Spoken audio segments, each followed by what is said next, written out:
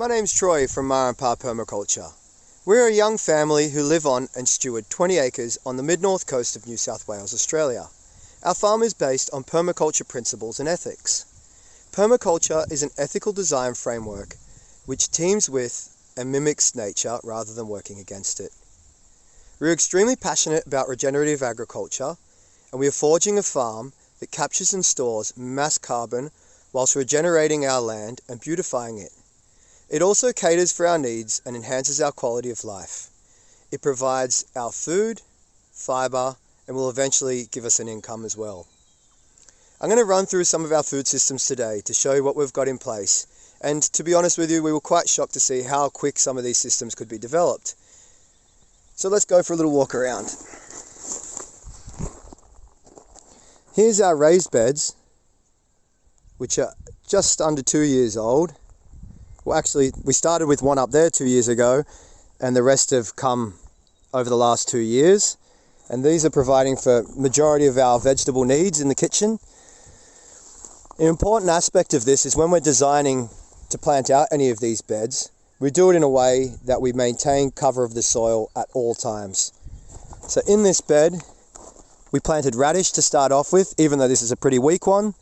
This comes up and covers the soil in about 3 to 4 weeks. And then the beetroot takes over once the radish is harvested and covers the rest of the soil, giving us like a miniature forest canopy over the soil, protecting it from the sun's harmful rays. And in the end, giving us a beautiful crop, which we'll pickle, eat fresh in salads, and bake for the next few months. So we've got a range of beds through here with onion and garlic, kale, lots of different bits and pieces. In this one here, since you can't have a canopy covering it straight away, we've used shade cloth. And shade cloth helps to retain moisture in the soil, which speeds up germination, which will in turn give us a crop much quicker.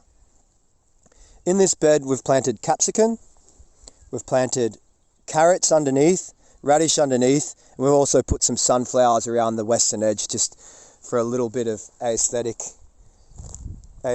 pleasing viewing pleasure. But we'll see how this all goes coming into spring and summer. Around the outside of this bed, we've also planted pecans, and as you can see, there's a range of beneficial plants, flowers, and little shrubs to attract beneficial insect, which forms an integral part of our pest management.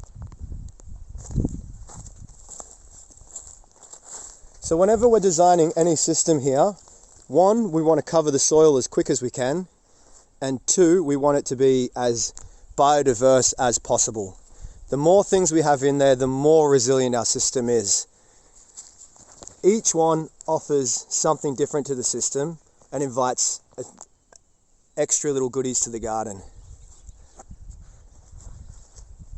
So amongst this little citrus planting, we have bananas, sage, we have salvias, lavender, there's a whole range of stuff.